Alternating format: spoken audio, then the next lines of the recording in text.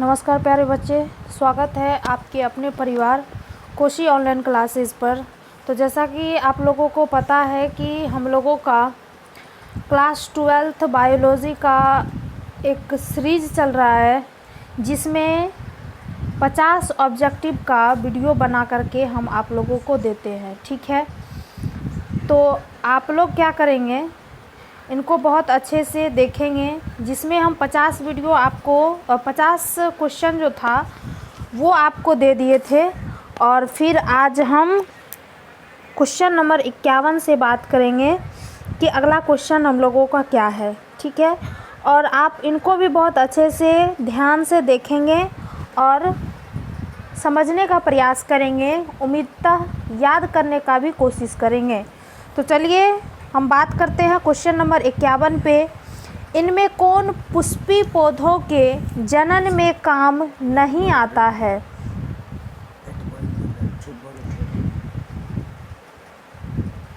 कंद, भूस्तरीय, संकरण, कोनिडिया।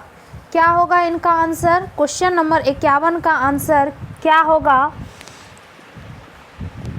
तो इनका आंसर होगा कोनिडिया। इनमें से कौन पुष्पी पौधों के जनन में काम नहीं आता है? तो कोनिडिया काम नहीं आता है। ठीक है, चलिए अगला क्वेश्चन है,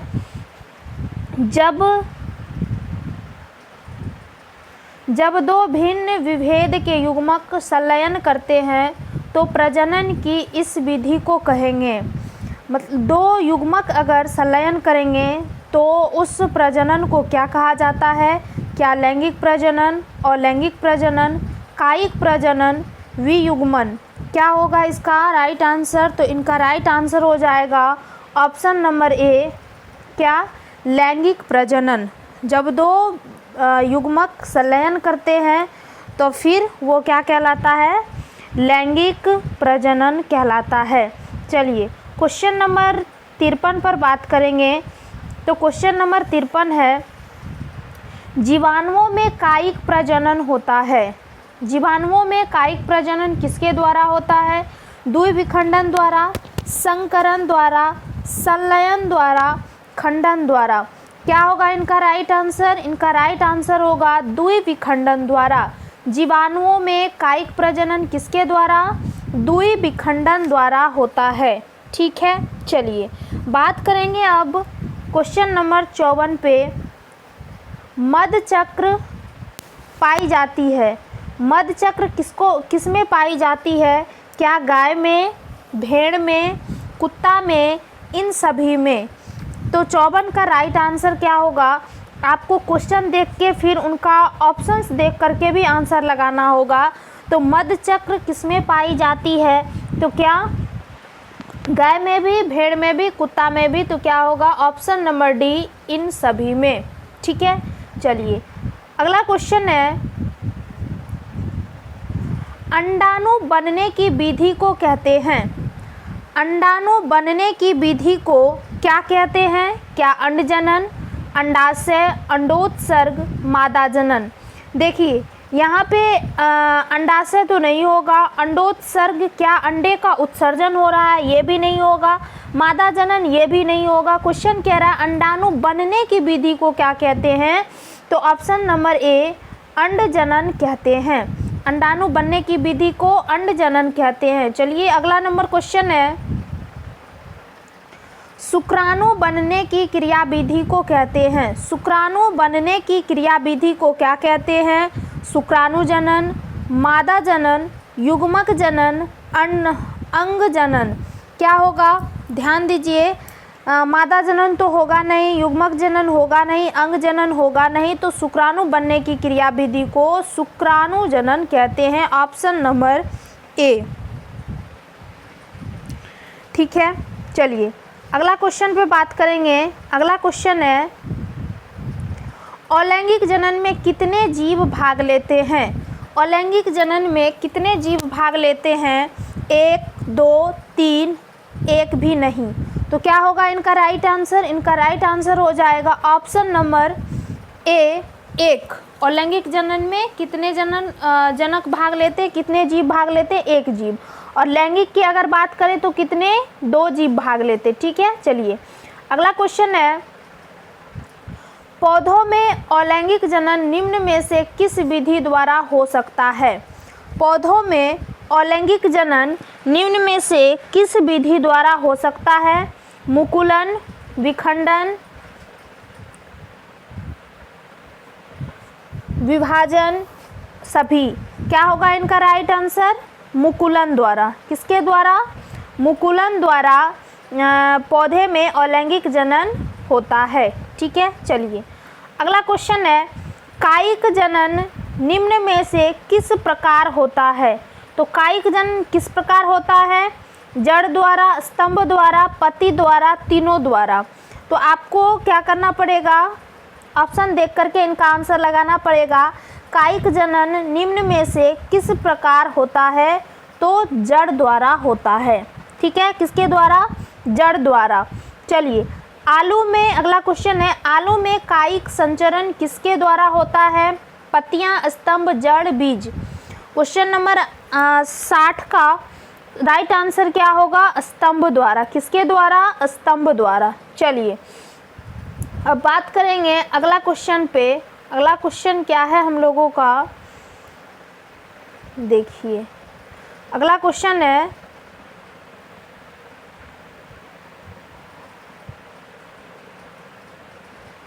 अंडाशय से अंडा निकलने की प्रक्रिया को क्या कहते हैं? अंडाशय से अंडा निकलने की प्रक्रिया को क्या कहते हैं? क्या अंडजनन, अंडोत्सर्ग, रजोचक्र, शुक्राणुजनन? क्या कहा जाता है? अंडाशय से अंडा निकलने की प्रक्रिया को अंडोत्सर्ग, ऑप्शन नंबर बी। अगला क्वेश्चन देखिए, मानव मादा में अंडे का निषेचन कहाँ होता है? मानव मादा में अंडे का निषेचन कहाँ होता है? अंडाशय में, गर्भाशय में, फैलोपियन नलिका में, योनि मार्ग में। कहाँ होता है बताएंगे? क्या होगा इनका answer? Option number C, fallopian नलिका में। कहाँ? फैलोपियन नलिका में। अगला क्वेश्चन है, जंतु जो शिशुओं को जन्म देते हैं, कहने का मतलब जो बच्चे को जन्म देते हैं, कहलाते हैं क्या कहलाएंगे? क्या अंडजन, अंडज कहलाएंगे, जरायु, उभयचर, द्विलिंगी। क्या होगा इनका राइट आंसर? तो जंतु जो शिशुओं को जन्म देते हैं वो क्या कहलाते हैं? जरायुज। क्या? जरायुज, ऑप्शन नंबर बी। अगला क्वेश्चन देखिए, जीरोंटोलॉजी में किसका अध्ययन होता है? जीरोंटोलॉजी में किसका अध्ययन होता है? पक्षी का, अस्थि का, एंजिंग का, पृथ्वी का। तो क्या होगा इनका राइट आंसर? एंजिंग। क्या? एंजिंग, ऑप्शन नंबर सी। अगला देखिए, निम्नलिखित में से किसमें बिना निषेचन द्वारा प्रजनन की क्षमता होती है? निम्नलिखित में से किसमें बिना निषेचन द्वारा प्रजनन की क्षमता होती है? मकड़ा में, गाय में, मधुमक्खी में, केचुआ में। क्या होगा इनका राइट आंसर? राइट आंसर इनका हो जाएगा ऑप्शन नंबर सी, मधुमक्खी। ठीक है, चलिए अगला बात कर लेते हैं, प्याज में युग्मक में गुणसूत्र की संख्या होती है। प्याज में युग्मक में गुणसूत्र की संख्या कितनी होती है? क्वेश्चन नंबर 66 का राइट आंसर हो जाएगा ऑप्शन नंबर सी, 24। कितना? 24। चलिए अगला क्वेश्चन, किसी पुष्प के अंडाशय होते हैं। किसी पुष्प के अंडाशय कैसे होते हैं? अगुणित, द्विगुणित, त्रिगुणित, चहुगुणित। कैसा होगा? तो किसी भी पुष्प के अंडाशय कैसे होते हैं? द्विगुणित होते हैं। कैसे होते हैं? द्विगुणित होते हैं। चलिए ऑप्शन नंबर बी। अगला क्वेश्चन, अगला क्वेश्चन क्या है? पौधों में अर्धसूत्री विभाजन किसमें होता है? पौधों में अर्धसूत्री विभाजन किसमें होता है? मूल छोर पर, परागकण, तना के छोर और परागकोश। क्वेश्चन नंबर 68 का राइट आंसर क्या हो जाएगा? ऑप्शन नंबर डी, परागकोश। ठीक है, चलिए आगे अगला क्वेश्चन क्वेश्चन है, घरेलू मक्खी के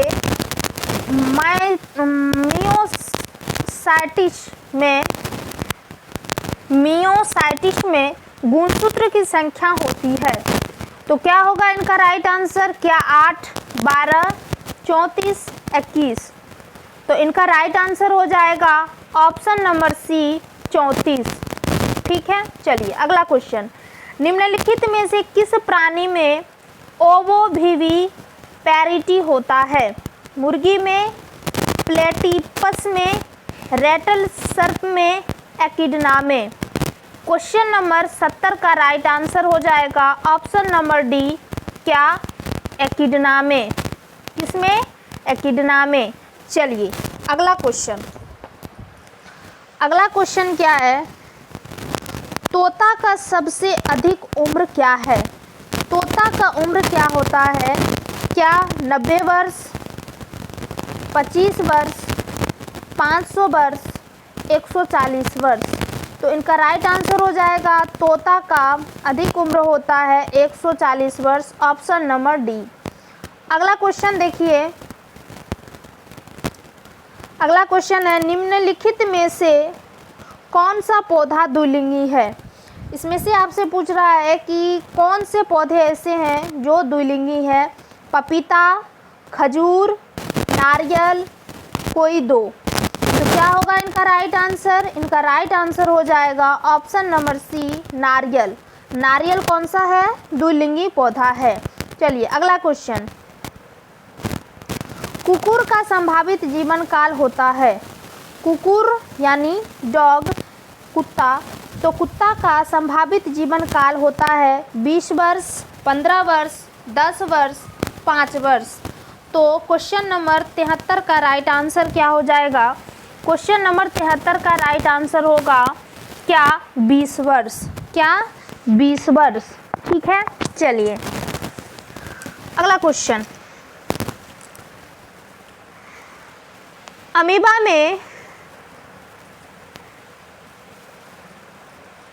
में प्रजनन किस प्रकार होता है? कोनिडिया, कलिका, जिम्यूल्स, विखंडन द्वारा? क्या होगा 74 का राइट आंसर? विखंडन द्वारा। अमीबा में प्रजनन किस प्रकार होता है? तो विखंडन द्वारा होता है। ठीक है, अगला क्वेश्चन देखिए क्या है, प्रकंद का एक उदाहरण है, प्रकंद का एक उदाहरण है लहसुन, नींबू, अदरक, प्याज। राइट आंसर इनका हो जाएगा अदरक, ऑप्शन नंबर सी, अदरक। प्रकंद का एक उदाहरण है अदरक। चलिए अगला क्वेश्चन, मासिक चक्र किसमें होता है? बंदर में, गाय में, मानव में, सभी में? तो इनका राइट आंसर हो जाएगा ऑप्शन नंबर डी, यानी सभी में। किसमें? बंदर में भी, गाय में भी और मानव में भी। अगला क्वेश्चन है, कोनिडिया का निर्माण किसमें होता है? तो कोनिडिया का निर्माण किसमें होता है? पेनिसिलियम, स्पायरोगायरा, कारा, फर्न। तो क्वेश्चन नंबर 77 का राइट आंसर हो जाएगा पेनिसिलियम, यानी ऑप्शन नंबर ए, पेनिसिलियम में क्या होता है? कोनिडिया का निर्माण होता है। अगला क्वेश्चन है,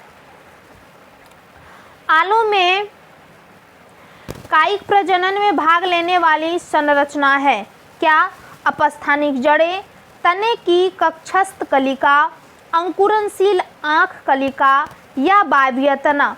तो क्वेश्चन नंबर 78 का राइट आंसर हो जाएगा क्या ऑप्शन नंबर सी, यानी अंकुरनशील आँख कलिका, जिसको नोड भी बोला जाता है। क्या? नोड बोला जाता है। चलिए अगला क्वेश्चन, निम्न में से कौन सजीव प्रजक नहीं है? इनमें से कौन सजीव प्रजक नहीं है? क्या मुर्गी, गाय, बकरी, मनुष्य? तो क्या होगा इनका राइट आंसर? इनका राइट आंसर हो जाएगा ऑप्शन नंबर ए, मुर्गी। क्या? ऑप्शन नंबर ए, मुर्गी। चलिए क्वेश्चन नंबर 80, निम्न में से किसमें बाह्य निषेचन होता है? निम्न में से किसमें बाह्य निषेचन होता है?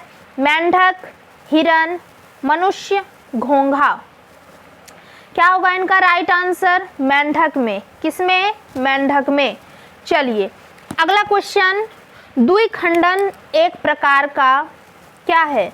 वो पूछ रहा है कि द्विखंडन एक प्रकार का क्या है? कायिक प्रवर्धन है, अलैंगिक जनन है, लैंगिक जनन है, इनमें से कोई नहीं। क्वेश्चन नंबर 81 का राइट आंसर हो जाएगा अलैंगिक जनन है। कायिक प्रवर्धन क्या है? अलैंगिक जनन है। ठीक है, द्विखंडन एक प्रकार का क्या है? अलैंगिक जनन है। चलिए अगला क्वेश्चन है, अनुन्मील्य परागन वाले पौधों में निश्चित रूप से होता है, क्या होता है? स्वपरागन, परपरागन, ए बी दोनों, इनमें से कोई नहीं। क्या होगा इनका राइट आंसर? इनका राइट आंसर हो जाएगा ऑप्शन नंबर ए, स्वपरागन। क्या? ऑप्शन नंबर ए, स्वपरागन इनका राइट आंसर हो जाएगा। चलिए अगला क्वेश्चन देख लेते हैं। अगला क्वेश्चन क्या है?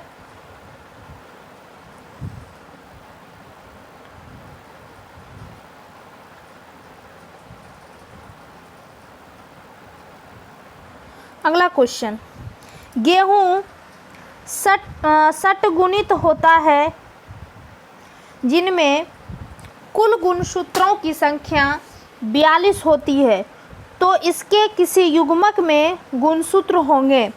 क्या होगा? 83 का राइट आंसर हो जाएगा। क्या? Option number D, 7। गेहूं षटगुणित होता है जिसमें कुल गुणसूत्रों की संख्या कितनी? 42 होती है, तो इसके युग्मक में गुणसूत्र होंगे। षटगुणित का मतलब 6n मान लीजिए। ठीक है, अगर n का मान 7 हो जाएगा और तो उनके युग्मक हो गए, और उनके गुणसूत्र की संख्या अगर निकालने को कहे तो 6 गुना 7 यानी 42। ठीक है, वही कह रहा है। अगला क्वेश्चन देखिए, मक्का के अर्धसूत्रन में गुणसूत्रों की संख्या होती है। मक्का के अर्धसूत्रन में गुणसूत्रों की संख्या कितनी होगी?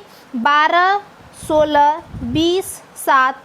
तो ऑप्शन नंबर राइट होगा 84 का क्या? 7। क्या? 7। Option number D, 7।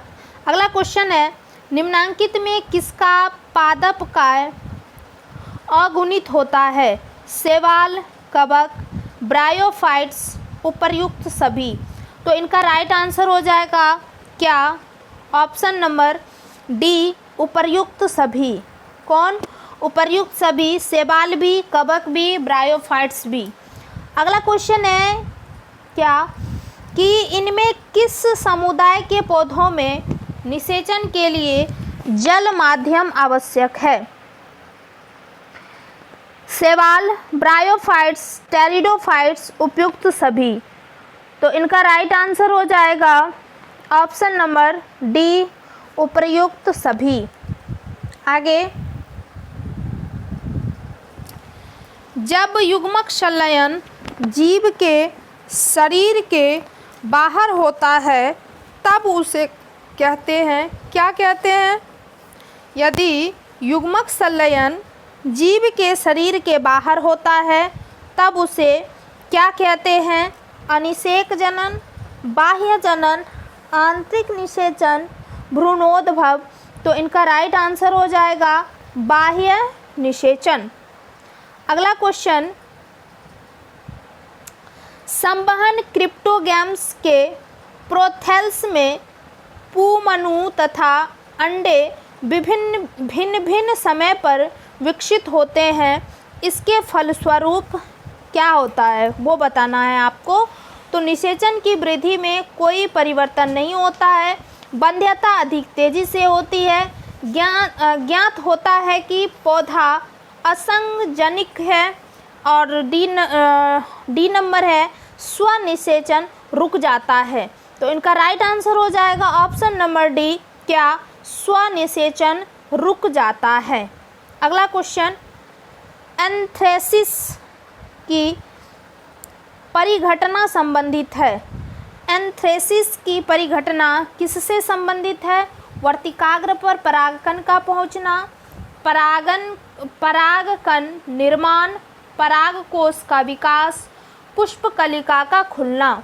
तो इनका राइट आंसर हो जाएगा ऑप्शन नंबर डी, पुष्पकलिका का खुलना।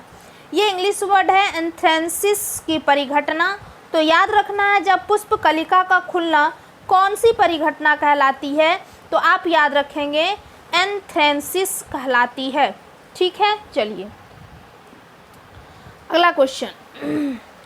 निम्न में से कौन पत्ती के अग्रभाग द्वारा जनन करता है? निम्न में से कौन पत्ती के अग्रभाग द्वारा जनन करता है? वॉकिंग फर्न, स्प्राउट, लीफ पौधा, मार्केंसिया, मॉस। तो इनका राइट आंसर हो जाएगा option number A, walking fern. क्या? Option number A, walking fern. अगला है, वार्षिक फसली पौधों से जरायुजता अवांछनीय लक्षण क्यों है? यह पौधे का ओज कम कर देता है। सामान्य परिस्थितियों में अगली ऋतु हेतु बीजों का संग्रह नहीं किया जा सकता। बीज लंबी सुषुप्तता दर्शाते हैं। ये पौधे की उर्वरता को विपरीत रूप से प्रभावित करते हैं। क्या होगा 91 का राइट आंसर? 91 का राइट आंसर हो जाएगा ऑप्शन नंबर बी, सामान्य परिस्थितियों में अगली ऋतु हेतु बीजों का संग्रहण नहीं किया जा सकता है। चलिए अगला क्वेश्चन। आलू के कंद में आंखें होती है। आलू के कंद में आंखें होती है। पुष्पकलिकाएं, प्ररोह कलिकाएं, कक्षस्थ कलिकाएं, मूल कलिकाएं। क्या होगा इनका राइट आंसर? इनका राइट आंसर होगा ऑप्शन नंबर सी, कक्षस्थ कलिकाएं। अगला क्वेश्चन। पुदीना में वर्धी प्रजनन होता है। पुदीना में वर्धी प्रजनन होता है ऊपरी भूस्तरी द्वारा, भूस्तरिका द्वारा, प्रकंद द्वारा, अंतः भूस्तरी द्वारा। तो पुदीना में प्रजनन किसके द्वारा होता है? तो अंतः भूस्तरी द्वारा होता है। ऑप्शन नंबर डी, अंतः भूस्तरी द्वारा होता है। चलिए अगला क्वेश्चन। अदरक में कायिक जनन होता है किसके द्वारा? कलिका द्वारा, कंद द्वारा, तने द्वारा, प्रकंद द्वारा। तो ऑप्शन नंबर डी होगा इनका राइट आंसर 94 का, किसके द्वारा? प्रकंद के द्वारा। अगला क्वेश्चन देखिए क्या है। गेमा द्वारा प्रजनन होता है। गेमा द्वारा प्रजनन किसमें होता? उच्च श्रेणी के पौधों में, निम्न श्रेणी के पौधों में, कुछ ब्रायोफाइटा में, स्तनधारियों में। तो इनका राइट आंसर हो जाएगा क्या? इनका राइट आंसर हो जाएगा क्वेश्चन नंबर 95 का ऑप्शन नंबर सी। क्या? कुछ ब्रायोफाइटा में। अगला क्वेश्चन देखिए क्या है। शल्क कंद का उदाहरण है। शल्क कंद का उदाहरण क्या है? अदरक, दूब घास, प्याज, आलू। क्या होगा इनका राइट आंसर? इनका राइट आंसर हो जाएगा ऑप्शन नंबर सी, शल्क कंद का उदाहरण है ऑप्शन नंबर सी, प्याज। अगला क्वेश्चन। इनमें कौन उभयलिंगाश्रयी है? इनमें से कौन उभयलिंगी है? नारियल, पपीता, खजूर, नींबू। क्या होगा इनका राइट आंसर? इनका राइट आंसर हो जाएगा नारियल। क्या? नारियल। नारियल कौन सा है? उभयलिंगाश्रयी। कहने का मतलब उभयलिंगी है। कौन? नारियल। और एक लिंगी पादप कौन सा? पपीता। ठीक है, एक लिंगी कौन सा है? पपीता। चलिए अगला क्वेश्चन। निम्न में से कौन सी विधि अलैंगिक प्रजनन की नहीं है? मुकुलन, लेयरिंग, बोना, दाब लगाना। निम्न में से कौन सी विधि अलैंगिक प्रजनन की नहीं है? तो ऑप्शन नंबर सी, बोना अलैंगिक प्रजनन की विधि नहीं है। चलिए अगला क्वेश्चन। उच्च श्रेणी के पौधों में अर्धसूत्रण किस समय होता है? युग्मक बनते समय, निषेचन के समय,